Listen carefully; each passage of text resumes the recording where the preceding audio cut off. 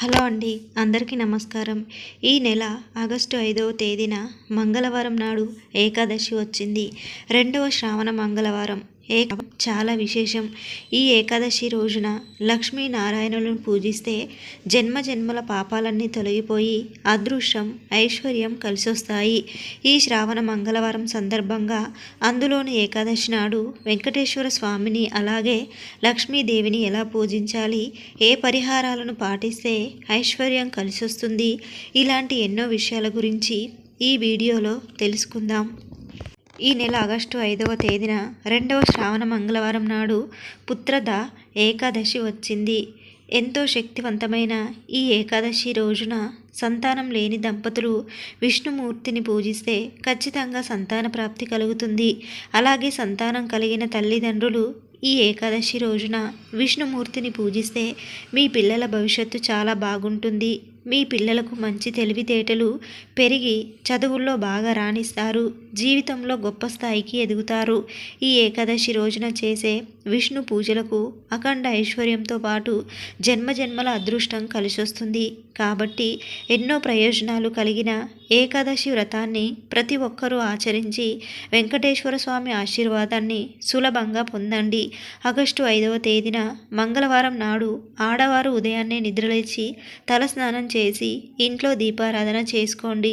ఏకాదశి సందర్భంగా వెంకటేశ్వర స్వామిని అలాగే శ్రావణ మంగళవారం సందర్భంగా గౌరీదేవిని పూజించాలి. ఏకాదశి వ్రతాన్ని చేసేవారు తులసి దళాలను ముందుగానే సిద్ధం చేసుకోండి. పూజ చేసే ఆడవారు కాళ్లకు పసుపు రాసుకొని నుదిటిన కుంకుమ బొట్టు పెట్టుకొని మట్టి గాజులు వేసుకొని ఏకాదశి వ్రతాన్ని చేసుకోవాలి. బియ్యం పిండితో మీ పూజ గదిలో ముగ్గు వేసి మీ పూజ గదిలో ఉన్న వెంకటేశ్వర స్వామి చిత్రపటానికి తులసి మాలను వేసి పూలతో అందంగా అలంకరించుకోండి. అలాగే పసుపుతో గౌరీదేవిని తయారు చేసి మీ పూజ గదిలో పెట్టుకోండి.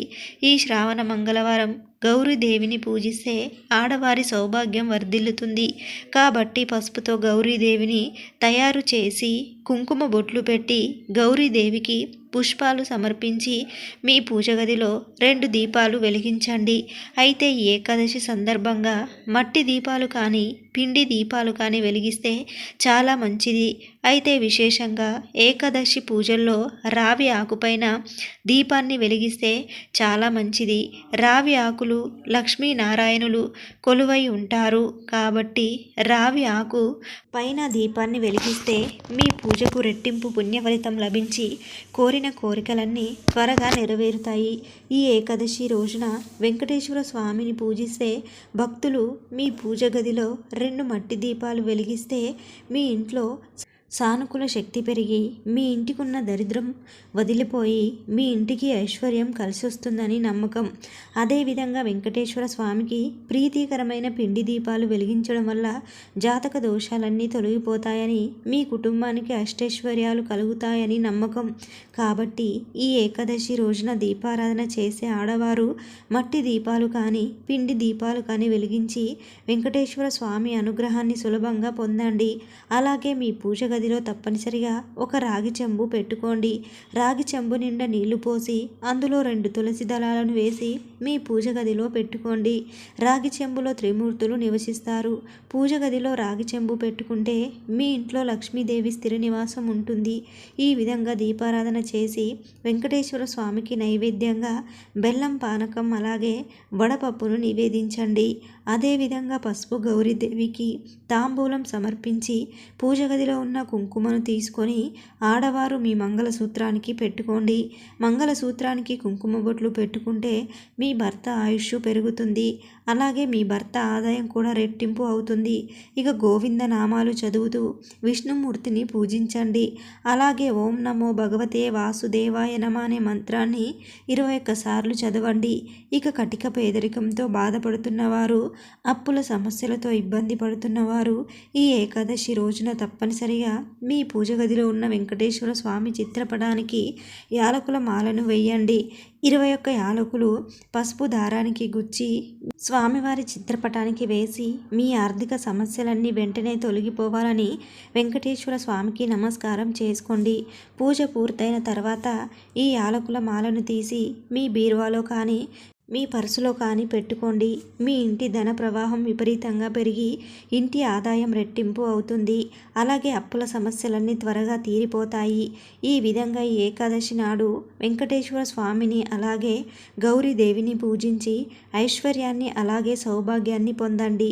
ఈ ఏకాదశి విశిష్టతను స్వయంగా ఆ శ్రీకృష్ణుడు ధర్మరాజుకు చెప్పినట్లు మన పురాణాలు వివరిస్తున్నాయి.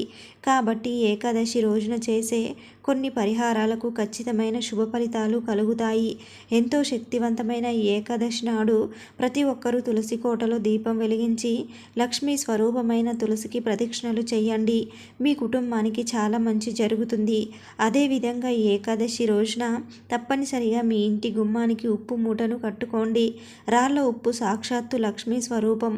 ఒక ఎర్రటి వస్త్రంలో గుప్పెడు రాళ్ళ ఉప్పును మూటగట్టి మీ ఇంటి గుమ్మానికి కట్టుకోండి. మీ ఇంటికున్న నరపీడలు తొలగిపోయి మీ కుటుంబానికి ఐశ్వర్య ప్రాప్తి కలుగుతుంది.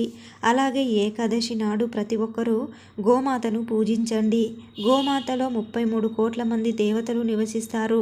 కాబట్టి గోమాతకు అరటి పండ్లను తినిపించడం అలాగే గడ్డిని ఆహారంగా వేస్తే విపరీతమైన రాజయోగం వరిస్తుంది. ముక్కోటి దేవతలు ఎంతో సంతోషించి మీ ఇంటిపై కనకవర్షాన్ని కురిపిస్తారు. ఇక ఏకాదశి రోజున ఉపవాసం ఉంటే చాలా మంచిది. ముఖ్యంగా వివాహమైన ఆడవారు తప్పనిసరిగా ఉపవాసం ఉండండి. మీ సంతానానికి అలాగే మీ భర్తకు చాలా మంచి జరుగుతుంది. ఇక ఈ ఏకాదశి రోజున పొరపాటున కూడా కొన్ని ఆహార పదార్థాలను అస్సలు తినకూడదు. శనగలు, మొక్కజొన్న, చిక్కుడుకాయ, మాంసాహారం, గుమ్మడికాయ, చింతపండు, మినుములు, ఉల్లిపాయ, వెల్లుల్లి ఇలాంటి ఆహార పదార్థాలకు దూరంగా ఉండాలి. ఈ ఏకాదశి రోజున సాయంత్రం సూర్యుడు అస్తమించిన తర్వాత ఆడవారు తలస్నానం చేసి ఇంటి గుమ్మానికి హారతి ఇచ్చి ఇంటి ముందు 2 దీపాలు వెలిగించండి. మీ ఇంట్లోకి లక్ష్మీదేవి వెంటనే అడుగు పెడుతుంది. ఈ శుభకరమైన ఏకాదశి నాడు రావి చెట్టును పూజించడం చాలా మంచిది.